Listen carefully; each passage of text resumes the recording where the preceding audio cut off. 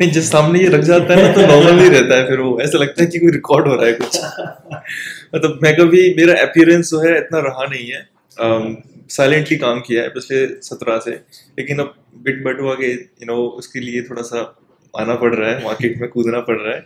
Otherwise हम लोग बहुत ही शांत तरीके से काम कर रहे थे। तो बट ये है ना, आपको नॉलेज है, आपके प्रोडक्ट में जाना है, तो कहीं ना कहीं पर अपफ्रंट आके उसके बारे में सॉर्ट आउट देना भी इम्पोर्टेंट है, तो हाँ, इसलिए। वो जरूरी है। अभी आज का ना टाइम ऐसा हो गया है, हाँ, वो वाली चीज जैसे हमारे बुजुर्ग लोग कहते थे कि जो जो आप नहीं दिखाओगे तो वो बिकेगा नहीं। हाँ, ठीक है, वो वही चीज है। जैसे अगर आप कोई चीज अगर शो करते हो या आप बेचने के लिए दिखाना पड़ता है, तो वही चीज है।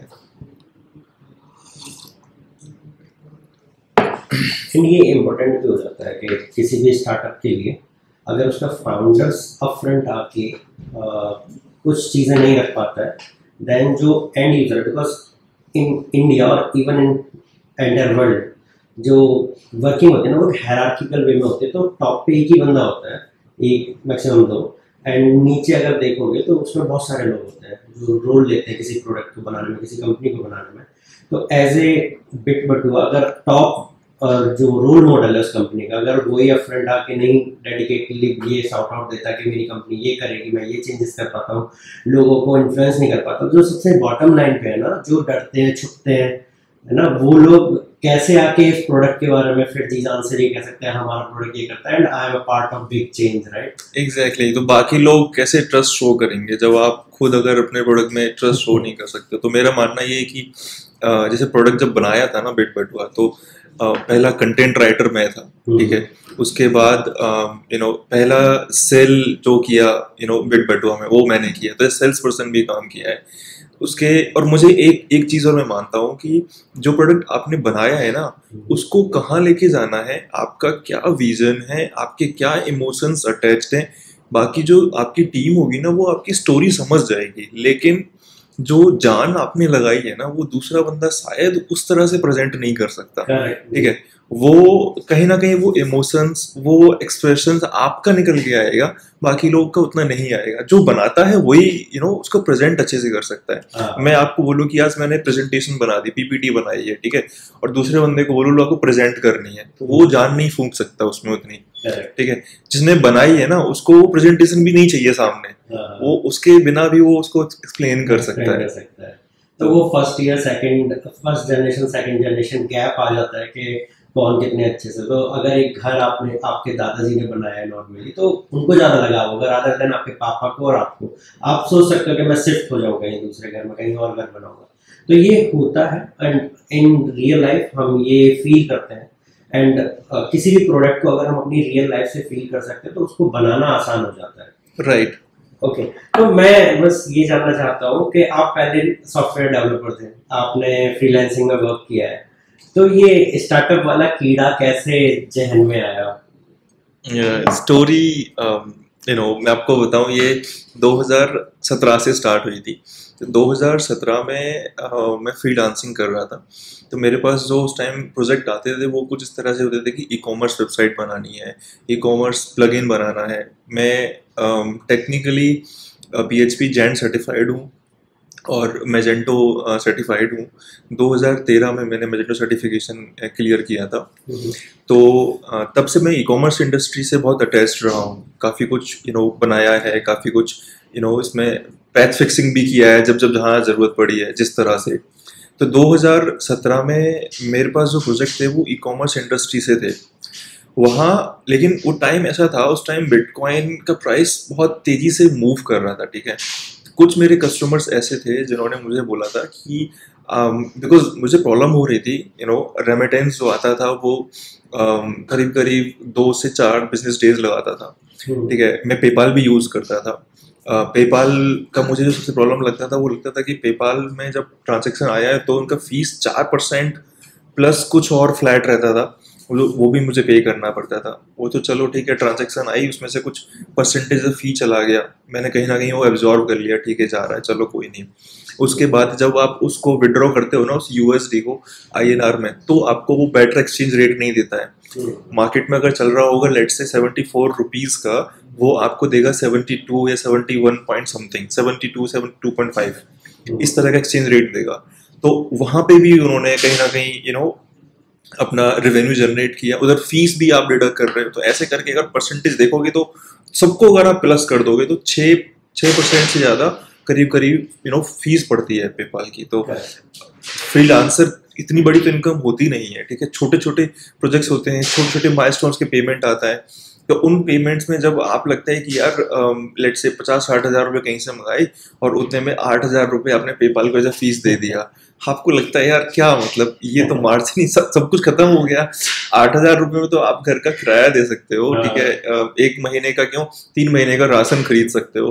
तो बहुत सारी चीजें उसमें आती थी दिमाग में, ये आया कि यार ये मेथड तो गलत है, कुछ और तो जरूर होगा। अगर जैसे बड़ी बड़ी कंपनीज हैं वो जो पेमेंट लेती हैं, अगर इस तरह से एक्सचेंज फीस और ये पेमेंट का जो फीस है इसमें अगर इतना पैसा वो बर्न कर रही है, तो कहीं ना कहीं या तो वो उनका बहुत मार्जिन हाई सेट कर रहे होंगे, कस्टमर को कॉस्ट ज्यादा पड़ रहा होगा प्रोडक्ट का, क्योंकि कहीं ना कहीं तो निकालेगी कंपनी ये जो फीस आ रही है, जो एक्सपेंसेस आ रहे हैं।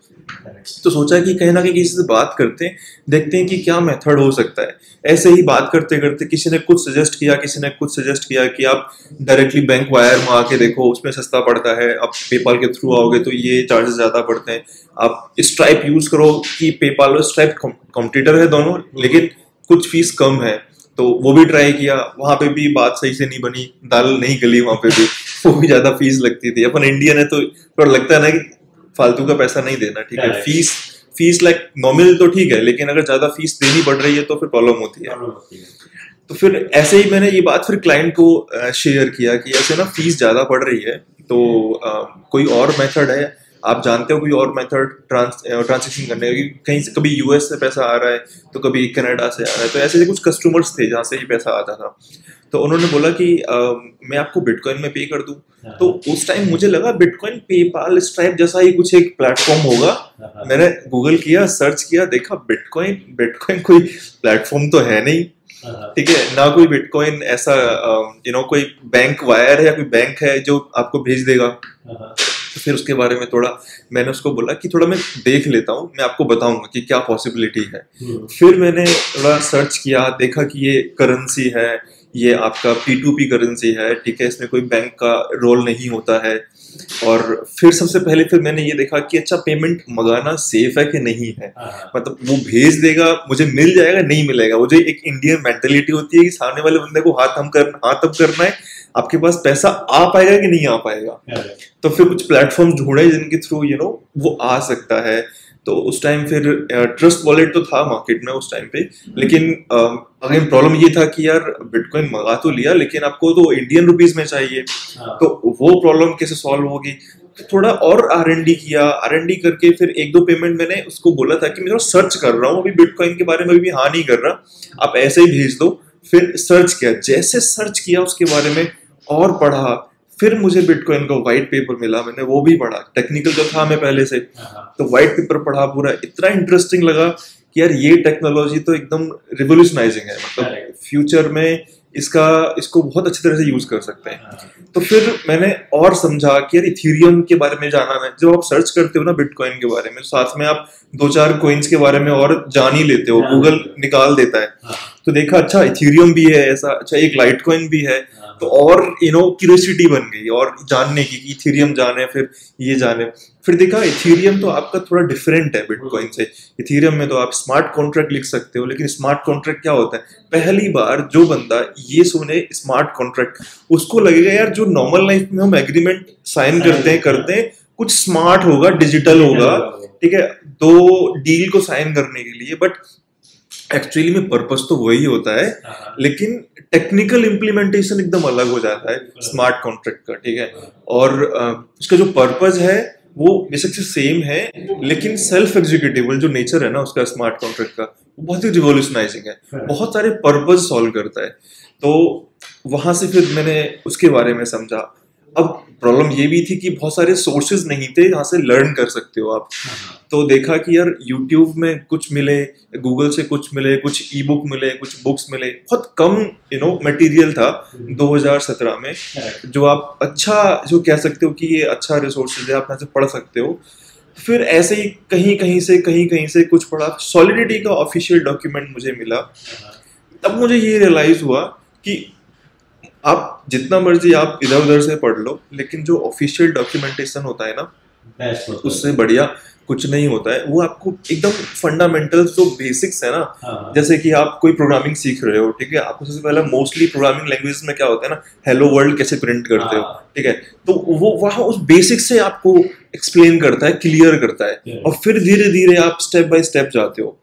अब आजकल जो वीडियोस आप अगर फॉलो करते हो तो उस वीडियोस में क्या है ना, आपको रैंडम टॉपिक्स मिलेंगे, ठीक है कि let's say smart contract, S2 का स्मार्ट कॉन्ट्रैक्ट कैसे बनाओगे, टोकन कैसे बनाओगे। अरे भैया, टोकन बनाने से पहले ये तो समझ लो कि उसका सिंटेक्स क्या है, ठीक है, कैसे उसको लिखना है, कौन कौन से डेटा टाइप्स होते हैं उसके अंदर। थोड़ा टेक्निकल है, लेकिन आपको वही जाना पड़ेगा, ऑफिशियल डॉक्यूमेंटेशन। जैसे आप कोचिंग कहीं करने जाते हो ना, मतलब किसी इंस्टीट्यूट में जाते हो कोचिंग करने के लिए, आपको प्रोग्रामिंग सीखना है, जैसे NIIT में C++, वगैरह सिखाते थे ये, तो वहाँ क्या करते हैं ना, ये आपको एडवांस प्रोग्रामिंग नहीं बताते हैं, वो आपको लेकिन फंडामेंटल्स बता देते हैं, ठीक है। वो आपको स्टार्ट करते हैं हेलो वर्ल्ड प्रोग्राम से, आपको फिर एक एक चीज सिखाएंगे कि कैसे डेटा प्रिंट करना है, कैसे इनपुट लेने हैं, ठीक है, कौन कौन से लाइब्रेरीज हेल्प करता है। तो वो एक बार फंडामेंटल्स क्लियर हो गया ना, तो एडवांस प्रोग्रामिंग तो खुद आदमी कर लेता है, ठीक है। तो फिर वहां से सॉलिडिटी समझा, इथेरियम के बारे में जाना। तो फिर मुझे लगा कि यार ये भी एक स्पेस है जहाँ पे अभी तक तो तुम ई-कॉमर्स में काम करते थे, ई-कॉमर्स के एप्लीकेशंस बनाते थे, ई-कॉमर्स में बहुत सारे आपने पेमेंट गेटवेज इंटीग्रेट किए हैं एप्लीकेशंस के साथ में, और आपने काफ़ी कुछ काम किया है ई-कॉमर्स में। तो अब ये भी एक स्पेस है, इसको भी थोड़ा एक्सप्लोर किया जाए, देखा जाए कि क्या अपॉर्चुनिटीज़ है, मार्केट कैसे मूव कर रहा है, फिर धीरे धीरे मतलब जब इंटरेस्ट इन सब में आया ना, तो ये भी देखा कि लोग यार ट्रेडिंग कर रहे हैं, ठीक है, तो कुछ मैंने हाथ भी काले किए हैं, हाथ जलाए हैं इसमें, वो सबका होता है, शायद मेरा भी रहा है। तो वहां से, लेकिन मैं ही मानता हूँ कि जैसे हाथ जले तो सीखा, ठीक है। सबसे इम्पोर्टेंट चीज ये है कि हाथ जलाने के बाद अगर दोबारा हाथ जला रहे हो तो आप लर्न नहीं कर रहे हो। एक बार अगर हाथ जल गया दोबारा नहीं जलना चाहिए, ये मेरा मानना है। अगर दोबारा जल रहा है तो मतलब वो आपकी लाइन नहीं है, वो छोड़ दो, आप कुछ ही टाइम छोड़ दो, आप नहीं सीखे हो तो, ठीक है। तो वहां से हाथ जले, लेकिन आगे फिर एक पोजीशन पकड़ ली, स्ट्रॉन्ग पोजीशन। फिर हमने अपॉर्चुनिटीज एक्सप्लोर किया कि इस स्पेस में कुछ प्रोजेक्ट आ रहे हैं मार्केट में, और उस टाइम जो प्रोजेक्ट आते थे ना 2017 में, वो इस तरह से आते थे कि मुझे ना ICO बनवाना है, ICO का वेबसाइट बनवाना है। बहुत ही क्रेज था, बहुत ही बूम था मार्केट में ICO का उस टाइम पे, जिसको भी आज थोड़ा सा कम हो गया है ICO, क्योंकि DeFi आजकल NFT ज्यादा है, ठीक है, NFT का इतना हो गया, और एक्चुअली है होना भी चाहिए। NFT कॉन्सेप्ट ही ऐसा है, ठीक है, अपने आप में, लेकिन उस पर बाद में बात करते हैं हम। अभी उस टाइम फिर देखा अपॉर्चुनिटीज आ रही हैं, तो फिर मैंने क्या किया, वो ई-कॉमर्स के जो अपॉर्चुनिटीज थे वो हैंडओवर देने के बाद में फिर मैंने इस स्पेस में कुछ प्रोजेक्ट्स उठाने स्टार्ट कर दिए। लेकिन क्या होता है ना, ये इंडस्ट्री भी बड़ी अजीब है। अगर आपके पास में एक्सपीरियंस नहीं है, या आपके पास में फ्रीलांसर की स्टोरी बता रहा हूँ मैं, अगर आपके पास में रिव्यूज अच्छे नहीं है, पोर्टफोलियो नहीं है, या आपका कोई कुछ स्ट्रॉन्ग बैकग्राउंड नहीं है, कुछ बनाया नहीं है, अगर जब तक आप कुछ एग्जांपल शेयर नहीं कर देते हो अपने क्लाइंट के हाथ में, आप उनको लगता है कि ये कैसे करेगा, ये नहीं करेगा, या फिर वो बेट खेलते हैं, या फिर वो एडवांटेज लेते हैं आपका कि यार ये तो ठीक है, फ्रेशर है या फर्स्ट टाइम काम कर रहा है, इसको तो चलो काम करा लो, देख लेते हैं, कॉस्ट नहीं देते इसको, या फिर पैसा नहीं देते, ऐसे करा के देख लेते हैं। तो ऐसी चीजें बहुत फेस की मैंने। बहुत सारे लोगों ने बोला कि तुमने कुछ किया नहीं है, चलो मैं आपको अपॉर्चुनिटी दूंगा, आप ये करो, लेकिन इसके लिए मैं कॉस्ट अभी आपको जो पैसा है ना वो नहीं दूंगा। अगर बन गया, ठीक है, आपने कुछ प्रूफ कर दिया, तब मैं आपको इसको पैसा दे दूंगा। तो मुझको क्या था कि यार ये चीज तो मेरे को करनी है, ठीक है। अब चलो अगर पैसे नहीं आ रहा है, रेवेन्यू जनरेट नहीं हो रहा है, वो रेवेन्यू तो उस टाइम दिमाग में आता नहीं था। उस टाइम तो ये था कि चलो पैसा देगा तो ठीक है, तो पैसा नहीं देगा तो लगा कि ऐसे बना के देख लेते हैं, क्या जाता है, कुछ भी तो we will not be losing anything. तो ऐसे मैंने कुछ अपॉर्चुनिटीज लिए छोटे छोटे, जिसमें ERC20 के टोकन बनाने थे। हाँ, तो ERC20 टोकन उस टाइम पे ओपन जैपलिन लाइब्रेरी भी इतना हाँ, मजबूत नहीं था, ठीक है, इतना एक्सपेंड नहीं हुआ था। लेकिन धीरे धीरे वो हुआ, और ट्रफल वगैरह उस टाइम नहीं था, वो बाद में आया है, ठीक है। पहले पहले गैट्स था, ठीक है। रिमिक्स तो बहुत टाइम से है, रिमिक्स तो तभी से है। 17 में मैं रिमिक्स ही यूज किया था। तो जब रिमिक्स पे उस टाइम पे तो रिमिक्स का CLI भी था, हाँ, अभी तो वो भी था, हाँ। तो लेकिन अब तो लेटेस्ट वर्जन है, पहले तो थोड़ा सा इंटरफेस भी ऐसा अजीब सा था। तो उसमें मैंने देखा, उसमें तो उस टाइम क्या था कि लाइब्रेरी यूज नहीं करता था। जैसे आपका ट्रांसफर मेथड है, ठीक है, आपका उसमें मिंट मेथड है, या आपको सप्लाई डिफाइन करनी है, या कुछ और पैरामीटर्स डालने हैं, तो सारा कुछ खुद ही लिख के, सारे इंटरफेस भी खुद ही बना के। अब जैसे आज के डेट में क्या है ना, आपको अगर एडिशन करना है, सब्ट्रैक्शन करना है, तो आप खट से सेफ मेथड लाइब्रेरी ऐड कर देते हो। बट वहाँ उस टाइम क्या था, वो मेथड्स खुद ही लिखने होते थे, वो खुद ही लिखे थे, पता नहीं था ना लाइब्रेरी भी है मार्केट में। तो लेकिन ये मालूम था कि जैसे प्रॉब्लम पढ़ी हमने, प्रोग्रामिंग करते हैं तो पढ़ते हैं कि क्या क्या चैलेंजेस हैं इस लाइन में, इसको लिखने में। तो चैलेंजेस समझ में आ गए थे कि ये ओवरफ्लो का प्रॉब्लम होता है, उसको कैसे दूर करते हैं, ऐसे कर सकते हैं। तो फिर इस तरह से प्रोग्रामिंग किया लोगों के लिए, कुछ कुछ छोटे छोटे टोकन्स बनाए। आज शायद उनमें से कुछ ही टोकन होंगे जो शायद ठीक चल रहे होंगे मार्केट में, उतना अच्छा नहीं किया, बट एक्सपीरियंस मिला, आगे लर्न किया वहां से, फिर और अपॉर्चुनिटी मिला हमें। तो ऐसे करके मुझे लगा कि यार अपॉर्चुनिटी अब बढ़ रही है, क्योंकि धीरे धीरे आपके पोर्टफोलियो में छोटी छोटी चीजें ये ऐड होने लगी थी कि टोकन बनाया आपने, ERC20 टोकन बनाया आपने, फिर आपने कुछ ऐसा आपके पास प्रोजेक्ट आया कि किसी ने बोला कि यार मुझे ना छोटा सा मॉड्यूल बनवाना है जहाँ पे ना सिर्फ बाई सेल कर सकूं मैं, ठीक है। तो पहले तो ये भी मुझे कंफ्यूजन हो गया था कि यार ट्रेडिंग जब तक मैंने समझा नहीं था कि यार बाई सेल क्या होता है, मतलब एक करेंसी के बदले दूसरी करेंसी खरीदना बेचना क्यों कर रहे हैं ये। तो ऐसे क्वेश्चंस खुद से आते थे, फिर एक्सप्लोर किया, फिर जाना यार ट्रेडिंग है, ये प्राइस में डिफरेंसेस होता है, जो प्राइस में डिफरेंस होता है उसकी वजह से आप प्रॉफिट गेन कर सकते हो ट्रेड करके। तो ये सारी चीजें फिर धीरे धीरे ये भी सीखी। फिर दिमाग में आया कि यार ऐसे काम नहीं चलेगा, अभी थोड़ा ना आपको टीम थोड़ा सा बनाना पड़ेगा। तो फिर मैंने अपने फ्रेंड से बात किया। तो फ्रेंड मेरा आज भी साथ है, मेरे 2017 से मेरे साथ है, मेरा फ्रेंड है पवन। तो उसको फिर मैंने बात किया, मैंने बोला यार ऐसे ऐसे ना साथ में काम करना है। तो उसने मुझसे ये नहीं पूछा कि क्या करना है, कैसे करना है, आंख बंद किया, उसने बोला ठीक है तू कर रहा है ना भाई, मैं तेरे साथ हूँ, बस मेरे को थोड़ा सा टाइम दे दे, जहाँ पे मैं काम कर रहा हूँ वहाँ पे मुझे बोलना है, थोड़ा सा मेरा नोटिस पीरियड होता है, वो मैं बोल के उनको फिर मैं तेरे पास आ जाता हूँ। ठीक है। तो करीब इस डिस्कशन के करीब करीब ये 2017 शायद, ये फरवरी 20 फरवरी मुझे आज भी याद है, 20 फरवरी को मेरा जो फ्रेंड है उसने ज्वाइन किया था। तो 20 फरवरी 2017 उसने ज्वाइन किया था। तो उस दिन से फिर हमने क्या किया, ऑफिशियली प्रोजेक्ट्स लेने शुरू कर दिए कि अच्छा ठीक है, क्रिप्टो करेंसी एक्सचेंजेस के प्रोजेक्ट आए थे हमारे पास, फिर हमने उन पे काम किया। अब क्रिप्टो करेंसी एक्सचेंज बना रहे हैं, उसमें अलग चैलेंजेस, क्योंकि आपको ऑर्डर बुक का पूरा पता होना चाहिए, ऑर्डर बुक फास्ट होनी चाहिए, उसका ऑर्डर्स को प्रोसेस कितने सेकंड में कितना होना चाहिए ये पूरा आइडिया हो। मार्केट में कंपटीशन धीरे धीरे बढ़ रहा था, ठीक है। बाइनेंस नहीं था उस टाइम, तो बाइनेंस 18 में आया है। तो तब जो एक्सचेंज मुझे याद है, एक्सचेंज बिटस्टाम्प था उस टाइम, बिटफिनिक्स भी था, और कुछ खास और ज्यादा याद नहीं है मुझे एक्सचेंज उस टाइम पे। अभी था डिसेंट्रलाइज्ड मोड में स्टार्ट हो गया था। हाँ, मतलब मैंने शायद यूज नहीं किया होगा, मैंने बिटस्टाम्प यूज किया था। और उस टाइम फिर मैं रिपल भी मैं जाना, रिपल एक्सचेंज नहीं है लेकिन रिपल एक आपका नेटवर्क है, जैसे आपका बिटकॉइन इथेरियम है। तो उसके बारे में भी मैंने क्योंकि वो जाना, तब एक क्रिप्टो करेंसी एक्सचेंज का प्रोजेक्ट आया था, वहाँ पे उसको रिपल इंटीग्रेट करवाना था। तो मुझे रिपल में ट्रेडिंग कराना है, रिपल का वॉलेट बनवाना है। तो रिपल के वॉलेट के लिए अब वहाँ प्रॉब्लम ये था, बिटकॉइन का तो नोड होता है, ठीक है, अब रिपल का नोड कहाँ सेटअप करें, वो कहीं डॉक्यूमेंटेशन भी कहीं मिल नहीं रहा था। तो देखा यार रिपल का तो एपीआई दे रहा है आपको, तो रिपल का तो आप सीधा रेस्ट एपीआई लगाओ, वॉलेट क्रिएट करो। अब उसमें अलग चैलेंजेस आते थे रिपल में आपका वॉलेट को एक्टिवेट करना पड़ता था, 45 कुछ रिपल डिपॉजिट करने के बाद आपका वो एक्टिवेट होता था। तो ये सारे चैलेंजेस, मतलब मैं बहुत टेक्निकल ही सब कुछ समझा है, देखा है, फिर फ्रेंड को बताया, फ्रेंड ने कुछ कुछ एक्सपेरिमेंट किए, ऐसे करके हमने धीरे धीरे कुछ कुछ प्रोजेक्ट उठाए, वॉलेट डेवलपमेंट भी किया हमने, क्रिप्टो करेंसी एक्सचेंज भी हमने डेवलप किया, फिर हमने कुछ बॉट्स भी बनाए। इंटरेस्टिंग चीज ये है, हमारे पास कुछ कस्टमर्स आते थे, कहते थे कि यार मेरे को गारंटेड 10% प्रॉफिट का बॉट बनवाना है।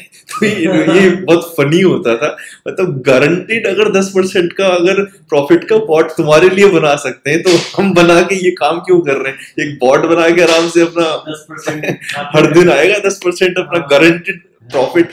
तो हमने तो ऐसे भी चीजें आई, फिर इस तरह के प्रोजेक्ट तो हमने ना ही किया था। अब गारंटी नहीं दे सकते हैं, बट हम ट्राई कर सकते हैं, ठीक है, 10% नहीं तो 5% हो सकता है, प्राइस पे खेल सकते हैं। और एक एक्सचेंज से नहीं आएगा तो हम मल्टीपल एक्सचेंजेस उठा लेंगे, तो फिर प्राइस के साथ खेलना होता है, वो आर्बिट्रेज ट्रेडिंग का कॉन्सेप्ट उसमें आ जाएगा, तो वैसे कर सकते हैं, बट हम कुछ ना कुछ ट्राई कर सकते हैं, 10% गारंटी नहीं दे सकते। तो उसने फिर प्रोजेक्ट वो नहीं दिया। ऐसे और भी बहुत सारे प्रोजेक्ट आए थे जहाँ पे थोड़ा अटपटे से लगते हैं।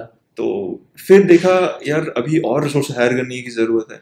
अब रिसोर्सेज, मेरा फ्रेंड ने तो डिमांड कभी नहीं किया कि मुझे ऑफर लेटर दे दो, मुझे अपॉइंटमेंट लेटर दे दो, कंपनी रजिस्टर्ड नहीं है, वो तो मेरा साथ में फाउंडिंग पार्टनर एक तरह से। तो फिर जब दूसरे रिसोर्सेज हमने हायर किए तो उनके दिमाग में और सीधा क्वेश्चन भी ये आता था कि ऑफर लेटर कब भेजोगे, ठीक है, और अपॉइंटमेंट लेटर कब भेजोगे। तो हम यार अपॉइंटमेंट लेटर देख ली तो हमें एक लेटर हेड बना लेते हैं और उस पर दे देते हैं। लेकिन फिर हमने एक दो जो मेरे पास्ट में जो कोलिग्स थे उनसे बात की, तो बोला यार आपने ना कंपनी रजिस्टर करानी पड़ेगी। तो ये भी एक चैलेंज था, कोई आइडिया नहीं, अता पता नहीं कहाँ से रजिस्टर्ड होगी, कैसे होगी, पता नहीं, कंप्लीट टेक्निकल बैकग्राउंड से आया, लेकिन कंपनी कैसे रजिस्टर करनी है फिर सर्च किया, देखा एजेंसीज हैं, कोई मांग रही है 50,000 रुपए कंपनी रजिस्टर करने के, कोई कह रहा है 30,000 रुपए, कोई कह रहा है 8,000 रुपए। दिमाग बौखला गया, क्योंकि 8,000 में और 50,000 में बहुत फर्क है। लगा या तो ये 8,000 वाला कुछ स्कैम कर रहा है या वो 50,000 वाला कुछ बड़ा स्कैम कर रहा है, लूट रहा है, कैसे डिसाइड करें।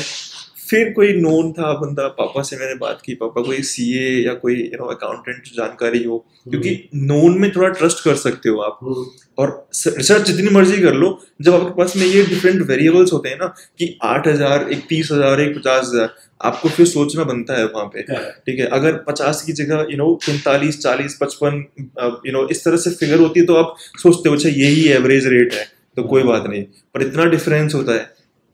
तो फिर एक कंपनी रजिस्टर कराई हमने स्टार्टिंग में। एक दूसरा नाम था, मैं वो नाम लेना नहीं चाहूंगा बिकॉज उसमें कुछ डिस्प्यूट हो गया था नाम को लेके। और फिर एक और कंपनी रजिस्टर की, उसको बंद करके उसको हमने वाइंड अप करा दिया। फिर ये लैपिड्स टेक्नोलॉजीज का जन्म हुआ था, और ये 2018 मार्च में इसको हमने इनकॉर्पोरेट कराया था, लेकिन काम हम 17 से ही कर रहे थे। तो धीरे धीरे फिर हमने टीम बढ़ी तो अलग अलग डिफरेंट प्रोजेक्ट पे काम किया। काम करते करते हमें ये प्रॉब्लम जो थी पेमेंट्स की, वो धीरे धीरे और प्रॉब्लम होने लगी थी। तो जैसे पेमेंट्स की प्रॉब्लम तो स्टार्टिंग से ही थी कि पेमेंट्स आने में प्रॉब्लम होती थी, 3-4 दिन लगते थे, लेकिन वो प्रॉब्लम सॉल्व हो गई थी क्योंकि हम बिटकॉइन में पेमेंट हम लेना शुरू कर दिया था, और फिर इधर से उधर करके हम उसको कैश भी कर लेते थे। लेकिन तब क्या था ना, कस्टमर्स कम थे, तो एक कस्टमर है, 2 है या 4 है, इतने तक आप मैनेज कर सकते हो। चलो पेमेंट आया, आपने उसको एक्सचेंज कर लिया। लेकिन फिर प्रॉब्लम दूसरी आनी स्टार्ट हो गई कि यार इनवॉइस तो भेज, उसको बोल दिया था शाम के टाइम या दिन में पेमेंट करने के लिए, आपने वेट भी किया, पेमेंट आया नहीं, आप पूछ रहे हो कस्टमर से, वो बोल रहा है, ज्यादा बार भी नहीं पूछ सकते ना कस्टमर को कि पैसा भेज दो कब भेजोगे। तो कस्टमर ने बोला कि मैं भेज दूंगा, आपने मेरे को ये एड्रेस दे दिया ना बिटकॉइन का, मैं भेज दूंगा। अब आप शांति से किसी तरह सो गए, चलो अब जब आएगा तब देखा जाएगा, लेकिन आप सो गए, आपको उसने बिटकॉइन में पेमेंट कर दिया। अगले दिन आपको हो गया लॉस, क्योंकि जो आपने उसको बोला था कि मुझे लेट से $2,000 का पेमेंट चाहिए, तो उसने उस टाइम जब भेजा था तो 2,000 की जो वैल्यू थी उसके हिसाब से बिटकॉइन भेज दिया। नेक्स्ट मॉर्निंग जो आपको उसकी वैल्यू है वो 1,800 या फिर $1700-$1,700, तो वो $150-200 का जो नुकसान है वो आपके लिए काफी पड़ता है, काफी बड़ा होता है। क्योंकि आगे उसको जब कैश आउट करोगे ना, वहां पे भी एक्सचेंज देना है आपको। एक्सचेंज रेट तो तब भी लगता था, तब भी लगता है।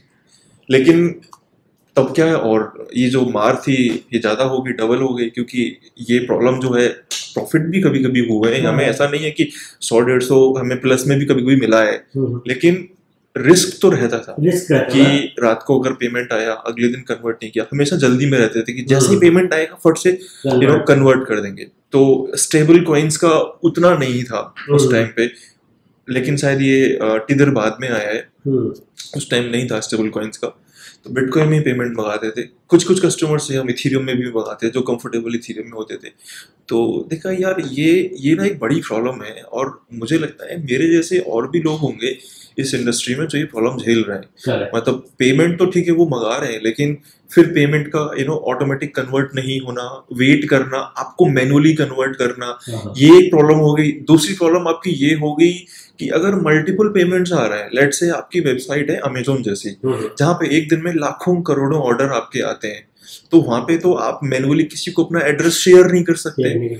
और अगर आपने एक एड्रेस और क्यूआर कोड परमानेंट लगा भी दिया अमेजोन पे, तो कंफर्म कौन करेगा भाई पेमेंट आ रहा है, आगे इसका आगे इसका आगे इसका आगे, कैसे कंफर्म करेंगे? ये सब मैनुअल प्रोसेस है।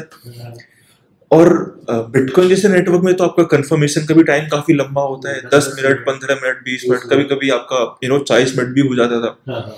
तो देखा यार ये तो प्रॉब्लम्स ना कई सारी हैं। अच्छा है, प्रोजेक्ट अच्छा है, पेमेंट ये इसको सॉल्व करता है पेमेंट की प्रॉब्लम को। जो आपके बाहर के जो पेमेंट है, जो आपके इनवर्ड रेमिटेंस आता है, वो 4 दिन लगता है या 3 दिन लगता था, अभी वो करीब करीब घंटे के अंदर पेमेंट आपका आ जाता है। ठीक है, ज्यादा नहीं 10 मिनट में भी कभी कभी आपका पेमेंट आया है। ये प्रॉब्लम तो सॉल्व कर रहा है बहुत बड़ी, लेकिन इसके चलते और बाकी सारी प्रॉब्लम्स आपके आ रही हैं। इनको कैसे सॉल्व करा जाए? तो फिर ये आइडिया बॉर्न हुआ कि एक काम करते हैं, हम एक ऐसा प्लेटफॉर्म बनाते हैं जहाँ पे एपीआई के थ्रू जो अमेजोन जैसे प्लेटफॉर्म्स है वो एपीआई इंटीग्रेट कर सकते हैं, और वो पेमेंट रिसीव कर सकते हैं। जैसे आपका पेपाल हो गया, ठीक है, पेपाल जैसा एक प्रोडक्ट जहाँ पे क्रिप्टो करेंसीज में आपका लेन देन हो रहा है। उसके बाद फिर हमने इसका डिजाइन, उसका आर्किटेक्चर प्लान किया। वो जैसे प्लान ही किया था, डेवलपमेंट स्टार्ट नहीं किया था, कुछ खास नहीं हुआ था, तब ये सब एकदम से बैन हो जाएगा। नहीं, 30% तो बाद में आया कि ये अब गवर्नमेंट बैन ही कर देगी। पहले तो कुछ उम्मीद थी कि चलो बैन नहीं होगा, लेकिन कुछ स्टेटमेंट्स ऐसे आए थे कि बैन ही कर दिया था। एग्जिस्टिंग जो उस टाइम पे इंडिया में जो एक्सचेंजेस हुआ करते थे, जैसे आपका मुझे याद है शायद बायू कॉइन, काफी वजीरेक्स और ये कॉइन D6 बाद में आए हैं। बायो कॉइन बहुत पहले से है, जेव पे बहुत पहले से है। जेव पे स्टार्टिंग डेज में वो बाय सेल करवाता था बस। जेव पे एक ऐसा ही प्रोडक्ट था, तो ये इन पे काफी असर पड़ा था। आई थिंक जेव पे तो उस अनाउंसमेंट के बाद शायद बाहर ही अपना मूव कर लिया, जो हेडक्वार्टर है वो इंडिया से कहीं बाहर चला गया। तो देखा यार अभी क्या राइट टाइम है इस प्रोडक्ट को लॉन्च करने का, क्योंकि इंडियन गवर्नमेंट जो है सपोर्ट नहीं कर रही है। इतने बहुत सारे कंट्रोवर्सीज हो रही हैं कि ये होगा नहीं होगा, बैन होगा। कुछ लोग इसको स्कैम मान रहे हैं, कुछ लोग इसको थ्रेट बोल रहे हैं, बहुत कुछ था, मतलब बहुत कुछ था इसके क्रिप्टो करेंसी के रिलेटेड। तो वहाँ थोड़ा सा हमने फिर से एक पॉज लिया, सोचा कि अभी थोड़ा इसको ना अभी इस पे काम नहीं करते, let's keep focusing on what you are already doing. Lepids technologies में जो आप ब्लॉकचेन का डेवलपमेंट सर्विसेज जो दे रहे थे उसको कंटिन्यू करते हैं, एंड डाउन द लाइन जब कुछ चीज़ें थोड़ा सा सॉर्टेड हो जाएगा या इंडियन गवर्नमेंट को लगेगा कि पोटेंशियल है या बैन नहीं करना है या रेगुलेशंस आनी है, तब इस पे कुछ देखेंगे। तो 2021 में जब सुप्रीम कोर्ट वो शायद 20 की 21 की बात है, जब ये सुप्रीम कोर्ट ने ये बोला था ना कि अब ये क्यों इसको बैन कर रखा है, मतलब बैंक्स क्यों नहीं सपोर्ट कर रहे, क्योंकि ऐसा कोई ऑफिशियल स्टेटमेंट नहीं था। हाँ, एक्चुअली जो बैन हुआ था ना वो प्राइवेट कॉइन्स पे हुआ था, जहाँ पे मास्किंग आ गई थी। तो वो सिक्योर, अभी क्या होता है ना, आप ट्रांजैक्शंस को ट्रैक करके फिर भी फाइंड आउट कर सकते हो कि क्या ट्रांजैक्शन किस वजह से यूज हो रहा है, किस अकाउंट से मोटा पैसा ट्रांसफर हो रहा है, किस लोकेशन पर, बिकॉज आईपी तो ट्रैक हो ही जाती है। हाँ, राइट, जैसे आपका मोनेरो है, ठीक है, इस तरह के प्रोजेक्ट काफी टेरर फंडिंग वगैरह में भी यूज हुए थे। तो हुए थे नहीं हुए थे ये मेरा स्टेटमेंट नहीं है, बट हो सकते थे, हो सकता है, ठीक है, मास्क वाला तो क्योंकि पता ही नहीं पड़ता कि क्या हो रहा है, हाँ वो तो ऊपर एग्जैक्टली कवर चढ़ा के अंदर क्या है पता नहीं, कितना जा रहा है कुछ नहीं पता। एग्जैक्टली हाँ। एग्जैक्टली। तो तो उस टाइम पे लगा कि यार जब थोड़ा सा चीजें ठीक हो जाएंगी ना, when things will actually get better, then we will resume हाँ, इट। हाँ। तो तो फिर हमने आइडिया इसको, मैच्योर करके आपने रख दिया हाँ था। मैच्योर हो गया था, फिर इसको 2020 में इसका लोगो डिजाइन किया था, फिर इस पे काम किया था धीरे धीरे इसको, क्योंकि क्या था ना, सेल्फ फंडिंग मैं इसमें प्रोजेक्ट में कर रहा था, तो कहीं से ऐसा तो नहीं कि एक्सटर्नल फंडिंग था कि हाँ। एकदम से बड़ी टीम हायर कर लो, सब कुछ बड़ा एकदम से आप बल्क में 4-5 महीने के अंदर बना के आप लॉन्च कर दो, ऐसा कुछ था नहीं। तो अभी तो भी कभी फंडिंग उठाई आपने? नहीं नहीं, अभी तक अभी तक कोई फंडिंग कोई नहीं? फंडिंग नहीं है अभी तक, मैंने सेल्फ फंड ही किया है। तो उस टाइम ऐसा रहता था कि जब रिसोर्सेज आपके फ्री हैं, ठीक है, आपका क्योंकि आपको एक एक कंटिन्यूअस जो रेवेन्यू स्ट्रीम है उसको भी आप नहीं छोड़ सकते हो जब फंडिंग नहीं होती है, तो दूसरी तरफ से आपके पास सोर्स ऑफ जो इनकम है वो कंटिन्यूसली जनरेट होना चाहिए, वो रहना चाहिए। तो इसलिए कभी कभी ऐसा भी हुआ है कि बीच में काम 10-5 दिन के लिए बंद भी करना पड़ता था कि दूसरे प्रोजेक्ट पे फोकस करना है। तो ऐसे करते करते थोड़ा सा प्रोजेक्ट में टाइम भी लगा, बट बाय द 2021 सितंबर हमने इसको लॉन्च कर दिया। ये पहला प्रोडक्शन वर्जन रेडी हो गया था, जिसमें मर्चेंट का ऑनबोर्डिंग, उसके बाद आपका केवाईसी मॉड्यूल, और फिर मर्चेंट इनवॉइस जनरेट कर सकता था और अपने वेबसाइट में वो इंटीग्रेट भी कर सकता था। तो फिर उस टाइम हमने ये भी रियलाइज किया कि मर्चेंट को ऑनबोर्डिंग कैसे हमें फास्ट की जाए, क्योंकि देखो कौन सा मर्चेंट इस प्रोडक्ट को इंटीग्रेट करेगा वेबसाइट में जो ऑलरेडी ई कॉमर्स वेबसाइट होगी, ठीक है। तो e commerce website, majority of e commerce website Shopify में, ठीक है, मैजेंटो में, वर्डप्रेस, वूकॉमर्स में, ये आपके सीएमएस को यूज करके साइट्स बन रही थी उस टाइम पे। मैं अमेजोन की सीधी और फ्लिपकार्ट की सीधी बात नहीं कर रहा हूँ, बहुत सारे प्लेयर मार्केट में मीडियम स्केल और स्मॉल स्केल के बिजनेसेस जो इन सारे टूल्स को यूज करके अपना ई कॉमर्स वेबसाइट बनाते हैं, तो उनको दिमाग में आया कि यार इनके लिए प्लगइन जनरेट कर लेते हैं, प्लगइन बना लेते हैं, तो इनकी ना ऑनबोर्डिंग इजी हो जाएगी। अदरवाइज तो क्या होगा कि इनको अपने डेवलपर हायर करने पड़ेंगे, या इनके पास कोई अपनी इन हाउस टीम होगी तो एक डेवलपमेंट कॉस्ट इनके ऊपर ऐड हो जाएगी कि वो हमारे एपीआईज इंटीग्रेट करेंगे, फिर इंटीग्रेशन के बाद में टेस्टिंग करना प्रोडक्ट का, तो काफी सारी चीजें हो जाती हैं। वो भी है, प्लस लर्निंग कर भी आ जाएगा, लर्निंग का भी सीखना है पूरा, बिल्कुल।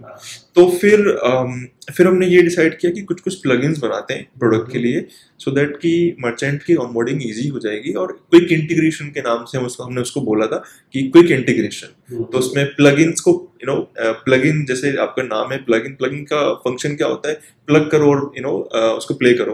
तो प्लग इन प्ले मॉडल हमारा ये था इसके पीछे। तो हमने वूकॉमर्स, शॉपिफाई और मैजेंटो के लिए हमने ये एक्सटेंशन और प्लगइन बनाया था, पेमेंट प्लगइन। इससे मर्चेंट का ऑनबोर्डिंग बहुत क्विक हो जाता है। तो ये वाला मॉडल था। हमने फिर लोगों से फीडबैक लिया, तो यूजर एक्सपीरियंस उतना अच्छा नहीं था एप्लीकेशन का लोगों के फीडबैक के अकॉर्डिंग, क्योंकि जो सोच थी वो डेवलपर सोच थी, तो जो बनाया वो सही लगता था, ठीक है। कभी वो यूजर पर्सपेक्टिव से सोच नहीं पाए कि अच्छा ऐसा हो रहा होगा। तो फिर हमने उस पर काफ़ी सारा R&D किया, काफ़ी लोगों के फीडबैक लिए, फिर हमने उसको एक्सपीरियंस भी बेटर किया। तो ये इस तरह से तो हम प्रोडक्ट लाइन में घुस गए। अभी लेपिड्स टेक्नोलॉजीज पे हम आज भी काम करते हैं, काफ़ी सारे प्रोजेक्ट हम काम कर रहे हैं ऑलरेडी, लेकिन अभी आज की डेट में आपका कैटेगरी आपका चेंज हो गया है। पहले क्रिप्टो करेंसी एक्सचेंज डेवलप होता था, ICO डेवलपमेंट होता था, STO टोकन डेवलपमेंट होता था। अभी आपका ये सब कम हो गया है, लेकिन साथ में आपका मोस्टली जो काम हो रहा है आज की डेट में मेरी कंपनी में वो NFT मार्केट प्लेसेस पे काम हो रहा है, जिसका हम NFT स्मार्ट कॉन्ट्रैक्ट भी बनाते हैं, हम इंटरफेस भी बनाते हैं, बैकएंड प्रोग्रामिंग भी करते हैं। तो पूरा एक कंप्लीट पैकेज है कि आपका डिज़ाइन भी हम तैयार करते हैं, यूजर एक्सपीरियंस भी हम तैयार करते हैं। तो कस्टमर आता है, बोलता है कि ये रिक्वायरमेंट है, ये बनाना है, तो फिर हम उस हिसाब से काम करते हैं। तो DeFi में भी हम काम करते हैं, ठीक है। कुछ कुछ प्रोजेक्ट्स हमारे मेडिकल इंडस्ट्री से भी हमने डेवलप किया है, फूड एंड रेस्टोरेंट इंडस्ट्री में भी कुछ डेवलप किया है। तो ऐसे इंडस्ट्रीज लगभग हमने सारी टच की हुई हैं। लेकिन जो ज़्यादा यूज केस और हमने जो काम किया है आज, सबसे ज़्यादा हमने जो काम किया है वो आज तक फिनटेक्स से रिलेटेड ही हुआ है। ओके। मेजोरिटी ऑफ जितने भी आपके प्रोजेक्ट पे काम किया है वो आपके मोस्टली डीफाई, एनएफटी या फिर किसी को एस्क्रो कॉन्ट्रैक्ट बनवाना है, टोकन बनवाना है। तो बाकी जो यूज केसेस हैं वो अभी उतने एक्सप्लोर नहीं हुए हैं या लोग कम उन पे ध्यान दे रहे हैं, बट अभी धीरे धीरे मार्केट में ना उनकी तरफ भी लोग जा रहे हैं, मैच्योरिटी आ रहे हैं, people are able to think through that there are different use cases apart from the fintech and finances. Fintech तो इसलिए मेजर पे है कि सतोशी ने जब वो पेपर लिखा था तो फिनटेक को नजर रखते हुए एग्जैक्टली लेमन ब्रदर्स को नजर रखते हुए लिखा था। अभी फिनटेक शायद बहुत मैच्योर हो चुका है। आप देखोगे जैसे कि आप फिनटेक में काम कर रहे हो, right, but there is a better chance कि हम आने वाले 5 साल में सप्लाई चेन में देख लें इसको। ट्रैकेबिलिटी फॉर मेडिसिन बहुत इम्पोर्टेंट है, क्योंकि जो कोरोना वायरस ने पेंडेमिक में हुआ है ना, लोग वैक्सीन के नाम पे पानी भर भर के दे रहे थे, सर्टिफिकेट के नाम पे कोई फर्जी सर्टिफिकेट दे रहे थे, राइट, कि उनको वैक्सीनेट हो चुके हैं। बट इंडिया ने इसको बहुत अच्छा टैकल किया है जो बट बाहर के देशों में ये दिक्कत थी। अभी क्या ना, वहाँ पे पॉसिबिलिटी है कि हम ला सकते हैं। देन देयर इज ONDC जो Indian government open digital network for commerce ला रही है। फिर एक और बनता है CBDC, पता नहीं वो कहाँ पे आएगा, वो भी अगेन फिनटेक का पार्ट है, बट अगेन डिपेंड करता है डिसेंट्रलाइज्ड मोड में, तो वो जाएगी गवर्नमेंट RBI लेकर उसे। अभी न्यूज़ आई थी ऑलरेडी आप ट्राई कर रहे हैं ब्लॉकचेन। हाँ। अभी NPCI ने भी ब्लॉकचेन हेड हैदराबाद में ओपन किया है। बिल्कुल। तो ये चीजें हो रही हैं, एक्सपेरिमेंट हो रहा है। तो मैं तो ये हमेशा से कहता आ रहा हूँ, हमारी गवर्नमेंट सपोर्ट कर रही है लेकिन टेक्नोलॉजी को सपोर्ट कर रही है। अब टेक्नोलॉजी का एक प्रोडक्ट है क्रिप्टो करेंसी, ठीक है, वो काफी कुछ, अब जैसे CBDC है तो CBDC भी तो आपका क्रिप्टो ही बोला जाएगा देखा जाए तो, ठीक है। लेकिन क्या है, उसको रेगुलेट करेंगे, वो एक सेंट्रल बॉडी हो जाएगी, तो अगेन वो रुपीज में उसमें कोई ज्यादा फर्क नहीं रहेगा। ओनली डिफरेंस वुड बी कि वो डिजिटल होगा, ठीक है। और शायद ऐसा हो सकता है कि कि ऑब्वियसली होगा, आपका ट्रेस कर सकते हो उसको, ठीक है। काफी सारे और भी एडवांटेजेस हैं जैसे आपके क्रिप्टो करेंसी के होते हैं, ठीक है। शायद मुझे लगता है कि अगर ऐसे बहुत सारे कंट्रीज मिलके सब अपना अपना कोशिश कर रहा है ना CBDC का, तो फिर शायद ये जो इनवर्ड रेमिटेंस है, बाहर क्रॉस बॉर्डर पेमेंट्स है ना, ये भी बहुत ईजी हो जाएगा CBDC के थ्रू। तो CBDC अपने आप में उसके अपने एडवांटेजेस हैं, और मैं भी कहीं ना कहीं ये सोचता हूँ कि जब CBDC आएगा अपने इंडिया में, ठीक है, तो हम एज बिट बटुआ में भी उसको इंटीग्रेट करेंगे, बिल्कुल चाहेंगे। बहुत आसान हो जाएगा बिट बटुआ, क्योंकि प्लेटफॉर्म बहुत आसान है, तो आप एज ए बिजनेस पार्टनर उनको रख के बहुत इजीली इंटीग्रेट कर सकते हो। जस्ट फीडिंग योर API की क्या आ रहा है, एंड एक एस्क्रो आपने बना लिया, एंड देन राइट बहुत इजी हो जाएगा। लाइक मैं भी डेवलपर हूं, तो मैं इमेजिन कर पा रहा हूँ कि कैसे वो फ्लो वर्क करेगा। हाँ ओके, ये तो यहाँ पे हो जाता है। आपने ना बात करी थी बिटकॉइन और दूसरे नेटवर्क्स की, तो जहां तक मैं मोस्टली डेवलपर से बात करता हूँ, जो लोग मतलब एंथुसियास्ट हैं ब्लॉकचेन में, वो बिटकॉइन को फ्यूचरिस्टिक नहीं मानते, and there is a reason for it कि वो क्यों नहीं मानते, कि वो एक टाइम के बाद में ट्रांजैक्शन लेना बंद कर देगा। तो उसके अलावा फिर ऑल्ट कॉइन्स आ जाते हैं, जो n number of alt coins है। तो उसमें आपको क्या लगता है लॉन्ग रन में, अगर मैं आज से 50 साल बाद देखूं, तो कौन सा alt coin will be kind of stabilize in the nature? देखो, एक ये कहते हैं ना कि बच्चा जितना मर्जी बड़ा हो जाए, पेरेंट्स के लिए वो बच्चा ही रहता है, ठीक है। चाहे वो मैच्योर हो गया हो, फिर भी वो बच्चा ही रहेगा। तो बिटकॉइन के लिए मेरा नज़रिया ऐसा है कि बिटकॉइन ने इस इंडस्ट्री को एक तरह से जन्म दिया है। ब्लॉकचेन जो आया है टर्म, वो बिटकॉइन से ही आया है। लोगों ने ब्लॉकचेन जानने से पहले बिटकॉइन को जाना, हालांकि बिटकॉइन ब्लॉकचेन टेक्नोलॉजी को लेके आया, लेकिन लोग ब्लॉकचेन से पहले बिटकॉइन जानते हैं। किसी से आप क्वेश्चन करोगे तो कि आप जानते हो ब्लॉकचेन क्या है, तो बहुत लोग ऐसे मिलेंगे आपको जो ये शायद बोलेंगे हाँ हम जानते हैं, बिटकॉइन सुना है हमने। तो उनको लगता है कि बिटकॉइन ही ब्लॉकचेन है, ठीक है। तो उनमें उनकी गलती नहीं है कि उसने मार्केट में पोजीशन ही इस तरह से बनाया है कि आधे से ज्यादा दुनिया उसको ब्लॉकचेन समझती है। तो बिटकॉइन का जो पर्पस है वो पेमेंट है।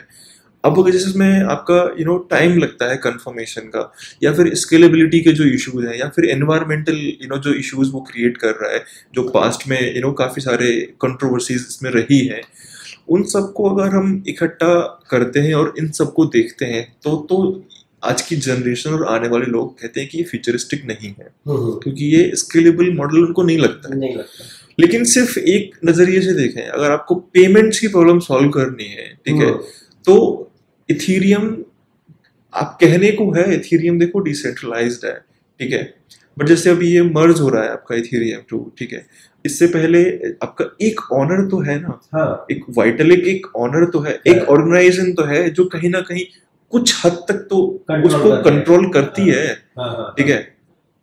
अब जैसे लेट से कि आप बहुत सारे डैप्स हैं जो इथरस्कैन की एपीआईज भी यूज करते होंगे, या बहुत सारे हैं जो इथरस्कैन पे डिपेंडेंट हैं, उनको अगर ट्रांजैक्शंस दिखानी है पब्लिक में तो कैसे दिखाते हैं? डैप्स मोस्टली इथरस्कैन पे रिडायरेक्ट करते हैं। इथरस्कैन कहाँ चल रहा है? एक सर्वर पे चल रहा होगा, ठीक है, हो सकता है मल्टीपल सर्वर होंगे, लोड बैलेंसिंग कर रखी होगी, बट एट द सेंट्रलाइज्ड ही है ना सर्वर। आपका AWS हो सकता है, या उनके खुद के होस्टिंग हो सकती है, लेकिन वो तो इलेक्ट्रिसिटी गई है, कुछ बैकअप उड़ गया, कुछ हो गया, हो सकता है, चांसेस हैं कि वो भी बंद हो सकता है, तो है ना।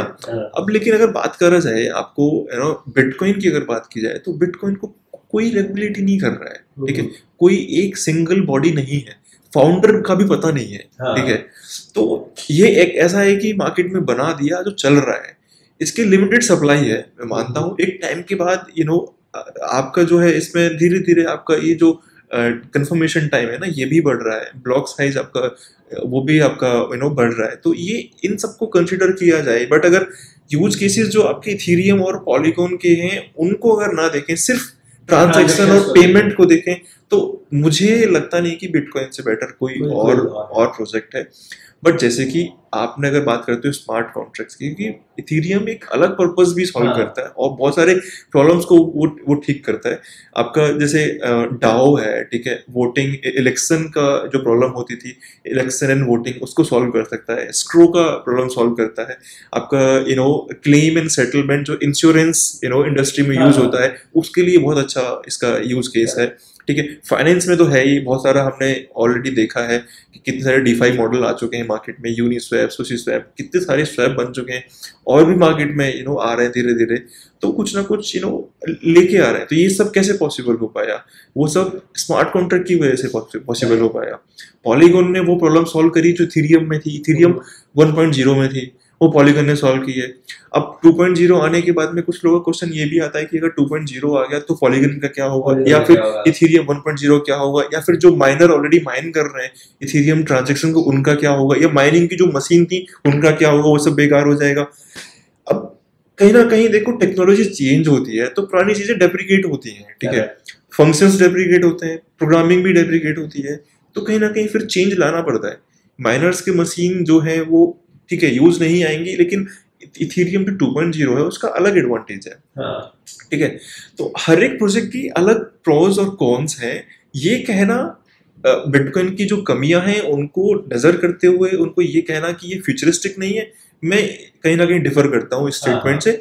बिटकॉइन का जो पर्पस था वो आज भी सॉल्व करता है, कल भी सॉल्व करेगा, बट बिटकॉइन को कंपेयर करोगे इथीरियम, पॉलीगॉन जैसे ब्लॉकचेन्स के साथ में, और फिर कंपेयर करोगे कि ये कितना ज्यादा स्कोप है और इनका कितना स्कोप है, तो शायद कंपैरिजन ठीक नहीं है, ठीक है। अगर मैं उसको फ्रेम में लाऊं, अगर ट्रांजैक्शन वे में देखें केवल, तो बिटकॉइन अभी बहुत हैवी है, सेंट्रलाइज्ड इफेक्ट नहीं आ रहा उसमें। अब जैसे पॉलीगॉन को और इथीरियम को कंपैरिजन फिर भी ठीक है, क्योंकि वो आपका सेम कैटेगरी से है, ईवीएम यूज करते हैं, ठीक है। स्मार्ट कॉन्ट्रैक्ट्स वहां पे भी आप बना सकते हो, वहां पे भी बना सकते हो, पर्पस भी सॉल्व कर सकते हो दोनों जगह से। वहाँ कंपैरिजन ठीक है, किसकी टीपीएस कम है, किसका आपका उसमें आपका कंफर्मेशन का टाइम किसमें कम लगता है, ट्रांजैक्शन कितनी प्रोसेस होती है, ठीक है, ये सारी स्केलेबल को कौन सा ज्यादा है, ये सब चीजें क्या बेनिफिट्स हैं। जैसे 2.0 में आपका स्टेकिंग का काफी अच्छा उसमें आने वाला है, वो चीज कंपेयर कर सकते हो। लेकिन अब बिटकॉइन में और इनका कंपैरिजन नहीं है, बिटकॉइन का तो वो इंफ्रास्ट्रक्चर ही नहीं है, ठीक है, तो उसका पर्पस अलग है। तो बिटबट मैंने स्मार्ट कॉन्ट्रैक्ट्स लिखे होंगे, बिटबटुआ ने अभी स्मार्ट कॉन्ट्रैक्ट नहीं लिखे, हम हमारा ना एक्चुअली रोड मैप है। तो अभी तो क्या है, ये पेमेंट प्रोटोकॉल एक तरह से प्रोटोकॉल मैंने गलत टर्म यूज कर लिया, पेमेंट गेटवे है, जिसमें हम बिजनेसेस की और लोगों को हेल्प करते हैं कि प्लेटफॉर्म में आप इनवॉइस क्रिएट कर सकते हो या फिर अपना एपीआई इंटीग्रेट कर सकते हो बिजनेस के साथ में। जहाँ पे जैसे आपका इंडिया में जो यूपीआई का मॉडल है ना, क्यूआर कोड दिखता है, स्कैन करो पेमेंट हो गया, वही सेम मॉडल है। तो हमारे रोड मैप में पहला ये चीज़ था, जो पहला फेज था जो हमने कंप्लीट कर लिया। ये इसके बाद जो सेकंड हमारा जो फेज है, हम यूपीआई को इंट्रोड्यूस कराना चाहते हैं अपने प्रोडक्ट में। जो ऑलरेडी क्रिप्टो करेंसीज हैं उनके साथ में यूपीआई भी हमारा इंट्रोड्यूस हो जाएगा। जिसको यूपीआई से पेमेंट करना है यूपीआई से करो, इसको क्रिप्टो से करना है क्रिप्टो से करो, दोनों चीज़ें वहाँ पे हो जाएंगी। उसके बाद हमारा जो नेक्स्ट है वो ये है, हम अपने प्लेटफॉर्म में, क्योंकि बहुत सारे मर्चेंट बिजनेसेस ऐसे होंगे जो क्रिप्टो करेंसी में पैसा रिसीव करेंगे and they will not convert to INR और यूएसडी फिएट करेंसीज। तो वो क्या करेंगे, क्रिप्टो एक्यूमुलेट करेंगे प्लेटफॉर्म में। तो जब एक्यूमुलेट करेंगे तो उनको हम फर्दर इन्वेस्टमेंट की अपॉर्चुनिटीज देंगे। तो वो क्या कर सकते हैं, वहाँ पे स्टेकिंग कर सकते हैं, ठीक है। तो वहाँ पे फिर उनको कुछ रेट ऑफ इंटरेस्ट मिलेगा मंथली या वीकली, वो बात की बात है। बट ये जो हमारा फेज जो थर्ड है, इस फेज थर्ड में हम फिर स्मार्ट कॉन्ट्रैक्ट्स इंट्रोड्यूस करेंगे। तो ये है। तो आई गेस अभी तो फेज 1 काफी अच्छे से धूमधाम से लॉन्च हो गया, तो उस पे काम भी चल रहा है। नाउ फेज 2 लगभग कितना टाइम लगेगा?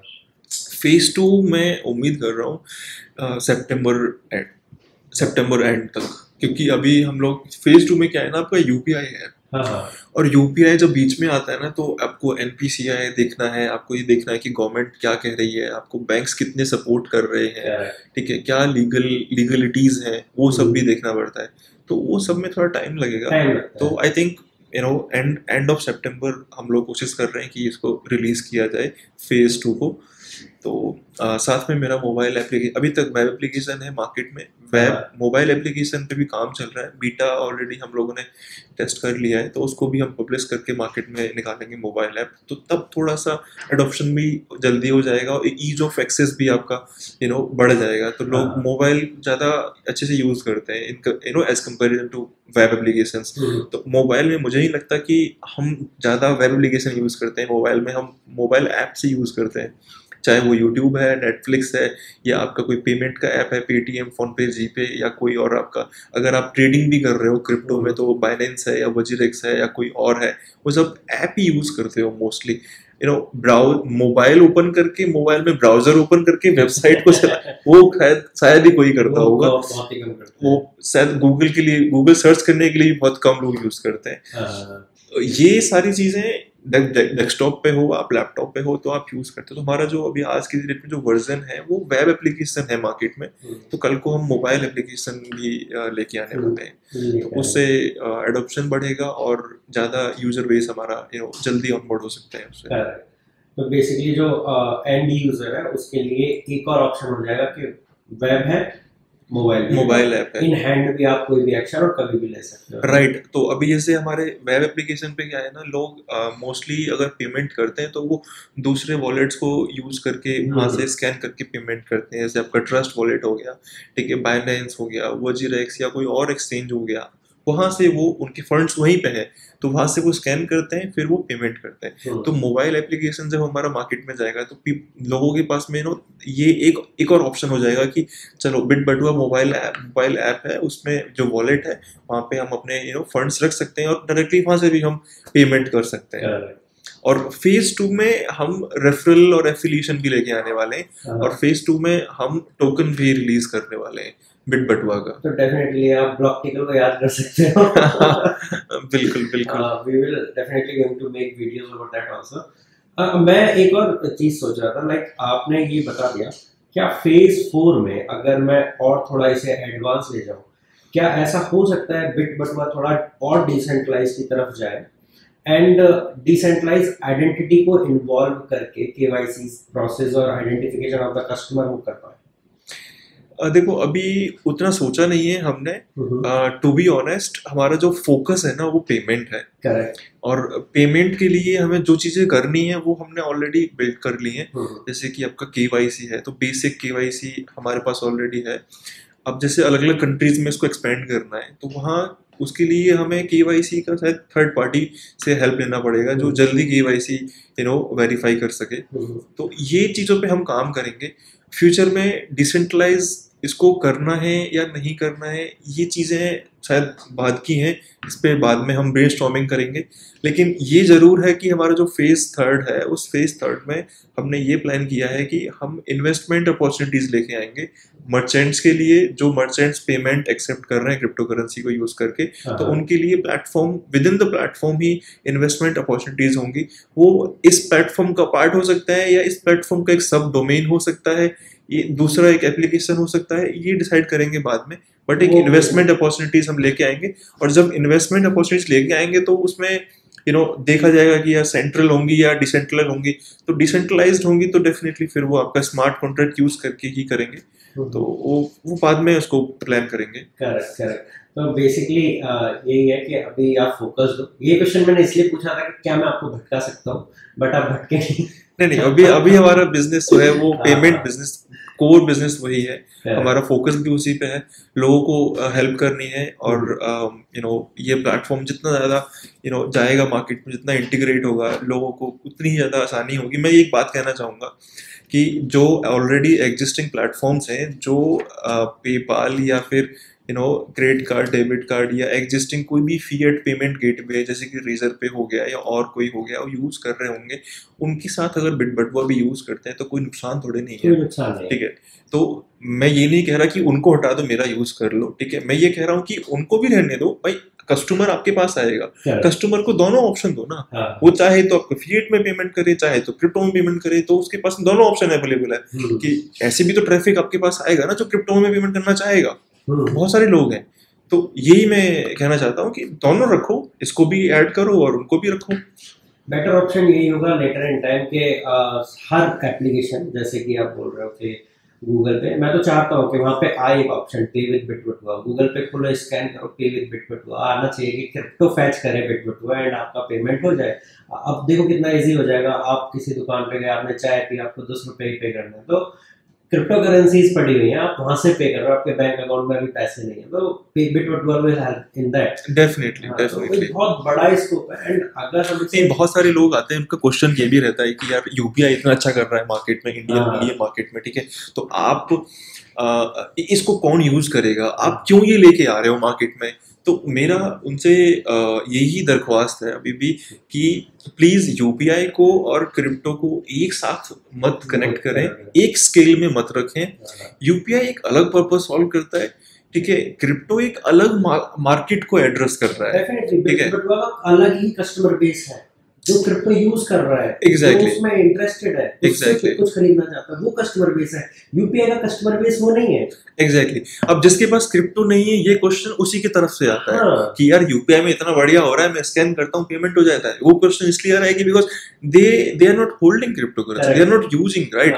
लेकिन the people who are using crypto currencies और holding crypto currencies, they are willing to make payment in crypto currency as well. तो उनके लिए ये प्रोडक्ट्स प्रॉब्लम सॉल्व कर रहे हैं। डायरेक्टली पेमेंट होगा और आपको कन्वर्जन नहीं करना पड़ेगा। तो कन्वर्जन का जो कमीशन होते हैं, जो पहले फिएट में कन्वर्ट करो, देन बैंक आपको यूपीआई करने देगा, तो वो डेफिनेटली एक चैलेंज है। बस एक ही काम को करने के लिए 2 स्टेप प्रोसेस है और उसी काम को बिटबटुआ सिंगल स्टेप प्रोसेस में कर दे रहे। बस आप स्कैन करो and Bitbatua will take care of. Definitely so मुझे तो काफी अच्छा लगा एंड आई गेस हम अगला जब अपना सेशन करेंगे ना, तो आप आने वाले हो।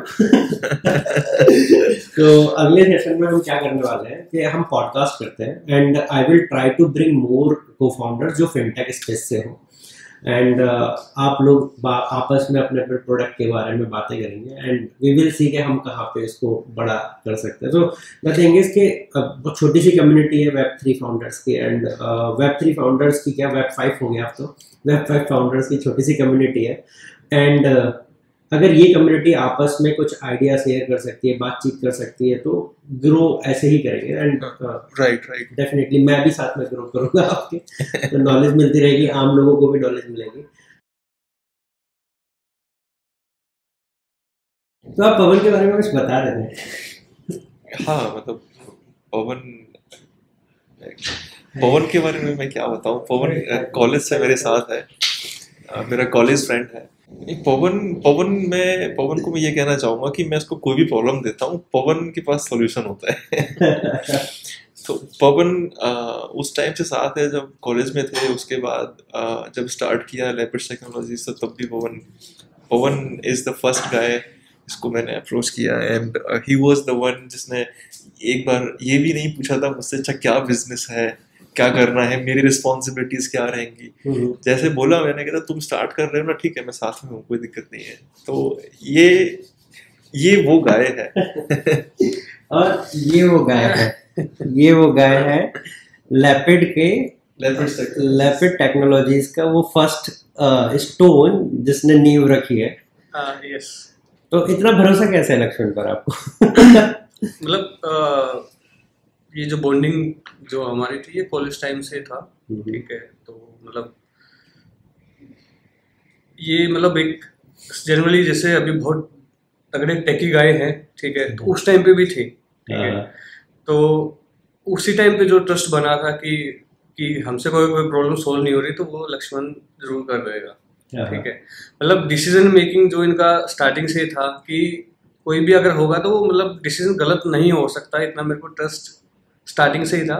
बस वही था, बस उसी का था, इन्होंने बोला मैं आ गया, बस बात है। कुछ चीजें उनकी स्ट्रांग थी डिसीजन मेकिंग, कुछ चीजें आपकी स्ट्रांग थी। वो टाइम के साथ चलो ठीक है, उस टाइम पे इतना एक्सपीरियंस नहीं था, फिर भी स्टार्ट हुआ है तो चीज़ें चलती चली गई साथ में। बट एक जो था फैक्टर, जो था ट्रस्ट फैक्टर, वो कॉलेज टाइम से साथ था, तो वही बस उसी की बेस पे ही बस आगे कुछ क्वेश्चन निकला ही नहीं उसे।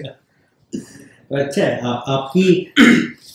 आपकी टीम काफ़ी अच्छी है एक्चुअली, काफ़ी इंटरेस्टिंग है। आपके फर्स्ट मेंबर जो आपकी टीम के हैं, तो चाहे वो लैपिड हो या बिटबटुआ हो, आई गेस जब ऐसे फ्रेंड जो अच्छे या बुरे टाइम में आपके लिए खड़े हो जाए, इट्स मोर इम्पोर्टेंट, ऐसे लोग होने चाहिए। एंड वही कल्चर आपकी टीम में दिखता है कि आप किसी के शोल्डर दबाते हो, किसी को चाय पूछ लेते हो, तो इट्स काइंड ऑफ एंजॉयबल। तो हाँ मतलब क्या फर्क पड़ता है, साथ में हम सब लोग फैमिली तो हैं। हाँ फैमिली है डेफिनेटली, एंड डिसेंट्रलाइज्ड है हम, आप एक दूसरे को एक दूसरे के बराबर ही ट्रीट कर रहे हैं, दैट्स ग्रेट एक्चुअली। ओके, काफ़ी अच्छा लगा आप दोनों से मिलके, and hope Blocktical will help you out in many other things. Definitely looking forward to that.